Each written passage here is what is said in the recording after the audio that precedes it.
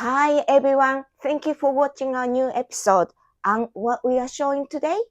Today we're going to welcome Colin and Jennifer from the collective Superblooom. They're going to be talking about their own publications as well as highlighting a selection of zines by Vietnamese artists around the world. After the show, we're gonna talk about our favorite book from Asia, so stay tuned. Hi, my name is Colin. I'm one of the core founders of Superblooom, a Vietnamese American publication group based out of Richmond, Virginia, as well as New York City. Hi, I'm Jennifer. I'm also one of the founding members of Superblooom. I basically hopped on for the first project later on in the game to design the cover. But Colin, something I've kind of always been curious about is, from your point of view, what initiated Superblooom and your research with all of this. Yeah, for sure. I think how Superbloom first started was it was initially an exploration of, Vietnamese talent as well as finding ways to showcase and kind of give exposure to like what was going on in Vietnam. And so working off of a school grant that myself and my collaborator at the time, Cecilia Nguyen, we were able to go over to Vietnam and sort of interview and photograph pretty much like the creative scene that was popping off over there. And so through that sort of like trip, we were able to come up with our first project, Made in Vietnam. And this was, a pretty decent collection of who we thought at the time were and still are pretty much like the people at the forefront of their respective industries. So, like fine artists, musicians, like clothing designers, and things of that. But I feel that Superbloom from that point on has sort of like evolved into something, much bigger than just like a showcase as well. Yeah, I feel like the evolution was almost natural. Mhm. Because what I really admired about hearing what you guys were doing on campus before I was even close and involved was how you guys were treating the personal as political, especially with our Vietnamese identities. Mhm. I think it was really incredible to kind of make an effort to fill that gap in both exposure and the understanding of Vietnamese natives in a country like America. And I felt like for a lot of people that were watching Made in Vietnam, the production and the release, it kind of got us thinking about our Vietnamese American identities and kind of how intrinsically connected it is with the world around us, and all the different ways we're affected. And I think it was a really incredible opportunity to start different types of conversations. I think the first conversation was so essential, especially coming from art fields Mhm. ourselves. But with that release of Made in Vietnam a few months later, I remember me and Sean, our copywriter, produced a second edition of a zine that we had produced a year before Made in Vietnam, actually, called Rethinking Vietnam. And it was just a little 16-page mini zine detailing the war on Vietnam. And I feel like our work just kind of gradually became more political explicitly and heavy-handedly in certain publications. Um, this was one of our later releases that year. I'm grateful for everything. Tôi biết ơn tất cả. And it is journal entries from a friend of mine, her grandmother's. And her grandmother is approaching 100 years old, so has almost lived through a century's worth of Vietnamese history. And really, these are just journal entries detailing her life throughout the war with France and the American war in Vietnam. And this was one of the most tender publications to me because it really wasn't trying to make an explicit point, but again, out of being Vietnamese, our identities are inherently political. And this was kind of our form of truth telling and just kind of laying this story in people's hands for people to decide what they want about it. And so, yeah, that was one of my favorite publications we've put out. And I think maybe less politically involved than some of our later ones, like Superbloom Data, where this one is a toolkit. It stands for Superbloom Direct Action Toolkit for Activists. And it was inspired by my boss, who runs the ERA campaign in Virginia. They were actually able to pass the Equal Rights Amendment. And what was inspirational about this documentary that she put on about the ERA for me is that at the end, she passed out this little similar toolkit for attendees to get specifically involved with the Equal Rights Amendment. And so this is kind of a model of that, but the Superbloom version. With our Vietnamese identities in America, we are very connected and our histories are intertwined with a lot of different communities. And that was kind of the effort of Superbloom Data, to shine light on not just our very specific experience of being Vietnamese, but the broader experience of being American in a culture such as this. So basically, organizations are able to offer different ways for people to get involved, or political education, or really whatever the organizations that are spotlighted are feeling like they need at the moment. For example, in this one, we are spotlighting Welcome to Chinatown, a tutu, which one of our graphic designers also works with, and Richmond Community Fridges, all amazing community organizations that address different needs of our local communities. And yeah, I just felt like a lot of these conversations started to become very important. But also kind of wondering about the idea of Superbloom engaging in our Vietnamese identity outside of explicit politics.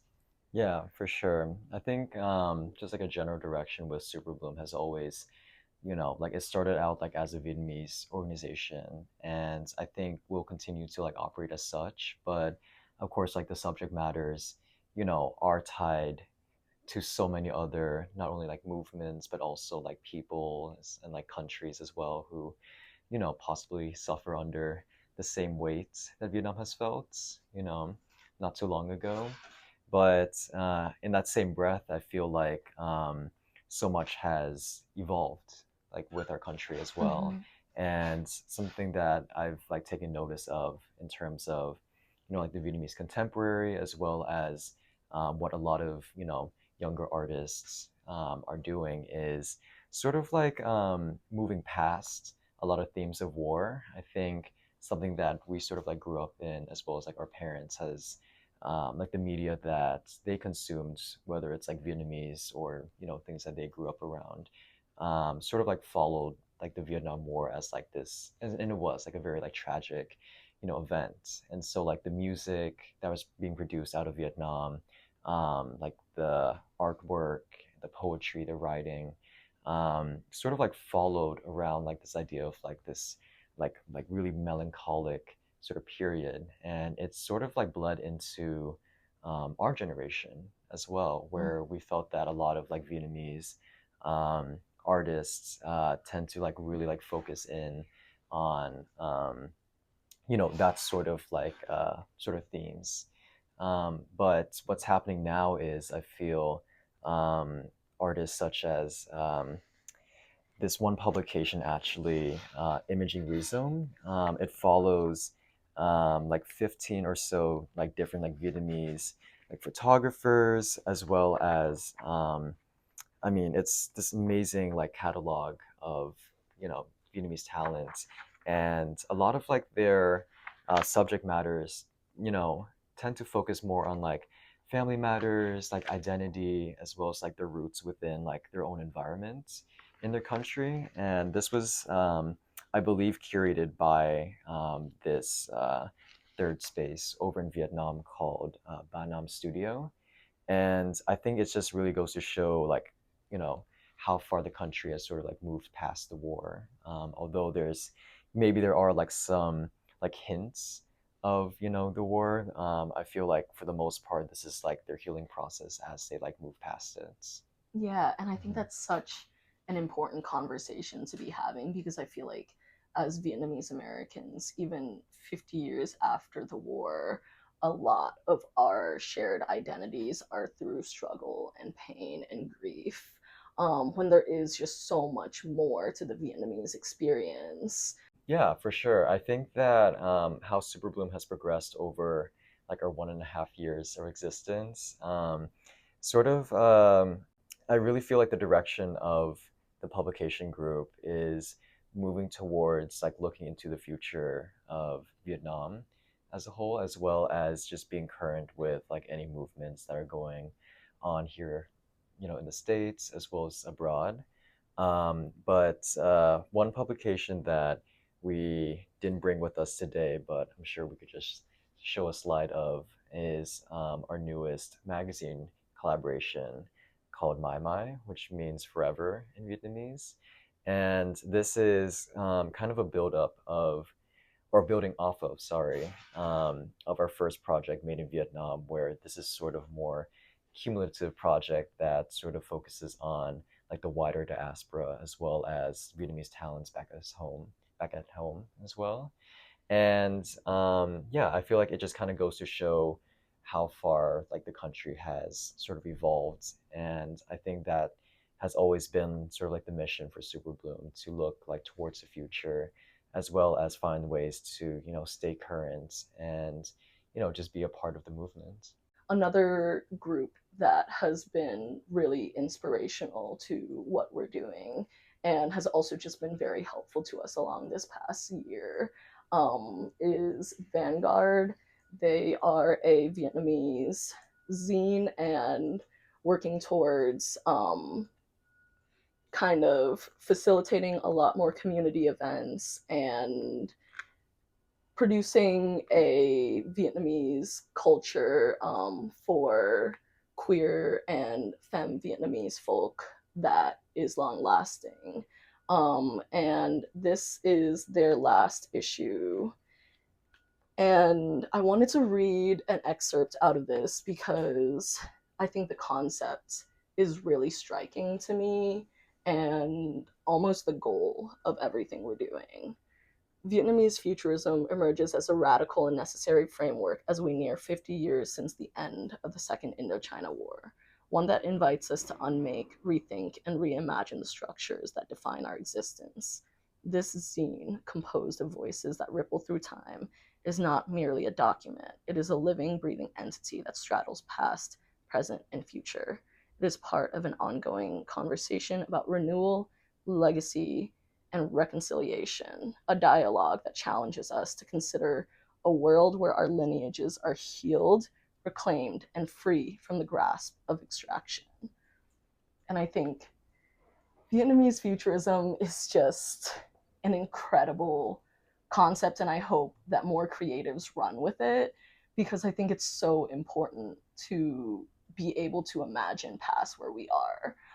I think a lot of groups, such as the Vietnamese American community, for good reason in America, can struggle with cynicism and just despair in the face of everything that's going on. But what's so beautiful about Superbloom to me is that we are, even though we acknowledge our past and we don't shy away from it, I think ultimately our sights are set on the future. And I think it's just a really beautiful sort of concept to be able to move forward in spite of everything. And one word that has been popping up in conversation with all the Vietnamese creatives throughout the year that I've been so lucky to meet is just the word resilience. And it's used a lot for Vietnamese people in the context of war, but I think it carries through almost everything we do in the arts, in our careers, in our communities. Yeah. So, Mima, what would you say is your favorite photo book? My favorite book is A Silent Mode by Masato Seto. He got such a complex background. He was born in Thailand between Japanese dad and then Vietnamese mom. Maybe because of it, he concerned about the personal space in a public location. This book is about the people in a subway. His portrait is so intense and as well as so special. What about you, Ang? What's your favorite book of the month My today? favorite photo book of the month is Con Chó or Doggy by Huy Vũ. It talks about how to find a sense of belonging through the eyes of street dogs. And I think I also like it on a personal level because of how nostalgic the images feel to me. I see a lot of my own memories of Vietnam through it, and it's just very special. Yeah, I must say, best dog book of the year. Thank you very much for seeing. See you next time.